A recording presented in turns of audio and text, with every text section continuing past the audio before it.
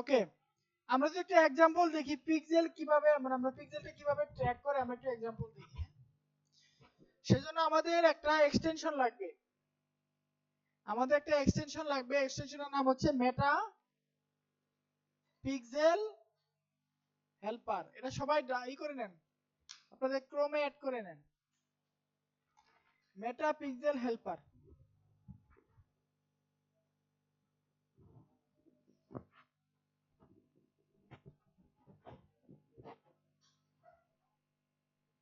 ঠিক আছে, মেটা pixel helper করছেন? আচ্ছা, এখন যদি আমি মেটা পিক্সেল হেল্পার এখানে এটা কি করে নেবেন।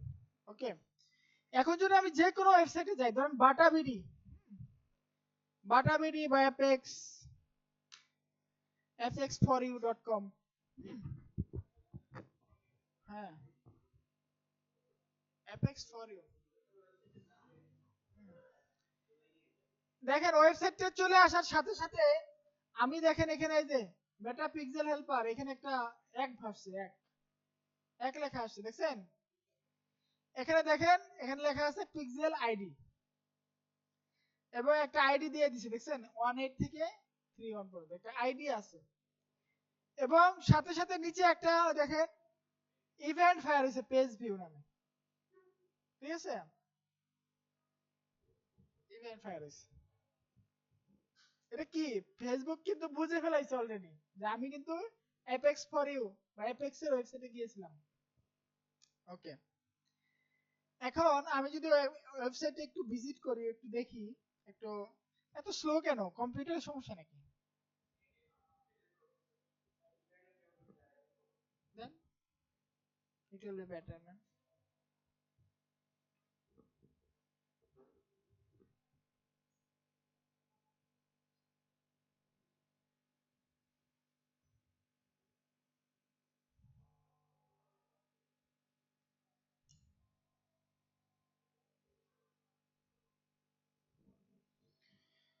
ওকে, আমি যদি এখন ইথারনেট না, কোনটা পাই নাই তো, এখন তো ইয়ে দিয়েছে।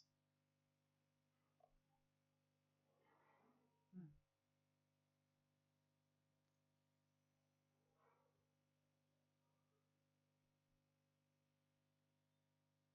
হুম। এখন যদি আমি একটা প্রোডাক্টকে দেখি, মনে করেন আমি ওয়েবসাইটে আসলাম, ঘুরে ঘুরে এই জুতাটা আমার পছন্দ হইলো, মনে করেন আমি এই জুতাটাকে ভিজিট করলাম, দেখলাম, দেখেন এখানে সাথে সাথে 3টা ইভেন্ট হয়েছে, এখানে একটু খেয়াল করে, সাথে সাথে 3 হয়ে গেছে। 3 কি হয়েছে? একটা হচ্ছে পেজ ভিউ হয়েছে, আর একটা বাটনে ক্লিক করছি। আমি কি বাটনে ক্লিক করছি, মানে ভিউ পেজের বাটনে ক্লিক করছি। হ্যাঁ, ঠিক আছে। আর এটা কি হচ্ছে ভিউ কন্টেন্ট, মানে আমি একটা প্রোডাক্ট দেখছি, ফেসবুক বুঝতে পারছে যে আমি একটা প্রোডাক্ট দেখছি। ঠিক আছে, এটা ফেসবুকের কাছে অলরেডি চলে গেছে ডাটা। ওকে, এখন যদি আমি আবার এই একটা সাইজ সিলেক্ট করি, মানে আমার সাইজ হচ্ছে 40, সিলেক্ট করে আমি বাই নাও দিতে পারি, অ্যাড টু কার্ট দিতে পারি। আমি অ্যাড টু কার্টে দিলাম, সাথে সাথে দেখেন এখানে একটু খেয়াল করে দেখেন, এখানে অ্যাড টু কার্ট নামে একটা ইভেন্ট ফায়ার হয়েছে। ঠিক আছে, এরা তো ভালোভাবে করে নাই, বাটাতে সেই সুন্দর করে আছে, আছে অবশ্যই আছে। ঠিক আছে, তারপরে বাই নাও, আপনি অ্যাড ব্লকার চালু, হ্যাঁ, অ্যাড ব্লকার চালু থাকলে আপনি ট্র্যাক করতে পারবেন। আপনি যদি অ্যাড ব্লকার চালু দেন আপনাকে ট্র্যাক করতে পারবেন।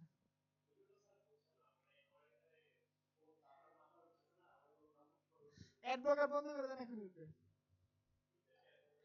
ওকে, আমি দেখেন আরেকটা বাটনে ক্লিক করছি, বাই নাও ক্লিক করছি, তাহলে কি ইনিশিয়েট চেকআউট, অর্থাৎ আমি এই প্রোডাক্টটা কেনার জন্য কি হইছি, ইনিশিয়েট করছি, এবং এটা ভ্যালু কত, 2542 টাকা।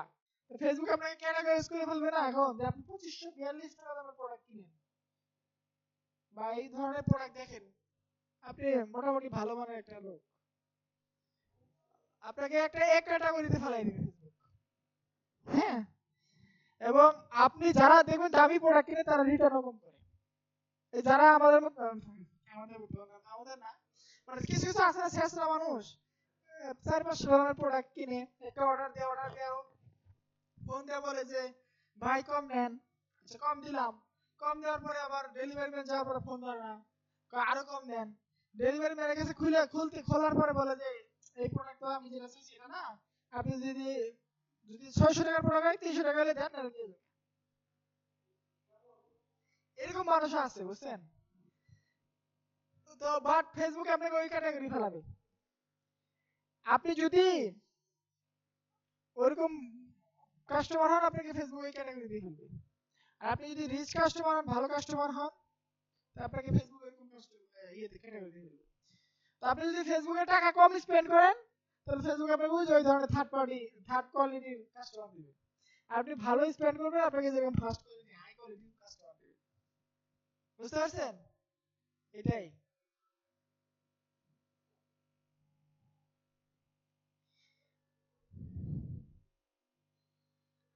ওকে, নাম্বার দিয়ে প্রসিড টু চেক আউট করলে আমাদের মানে পার্সেজের একটা ইয়েতে চলে যাবে। এই যে তো ভালো লাগে না আমার হ্যান্ডেল করা। তো বুঝতে পারছেন ফেসবুক পিক্সেলটা কি? এই কথা বলেন না কেন? ঘুমাইছেন? ঘুমাইন না।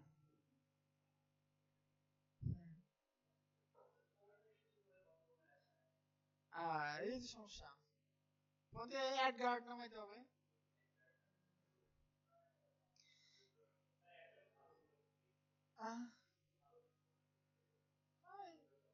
অ্যাড ব্লকারই তো ভালো ইয়েতে, পিসির জন্য। হুম।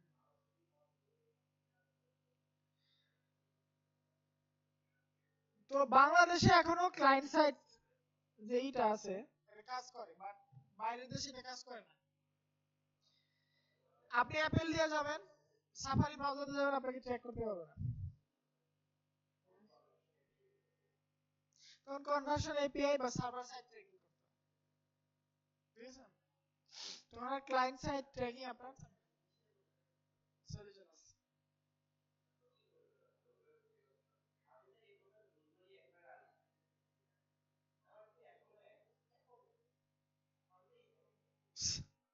ভুল করে রাখছিলেন না? আসবে।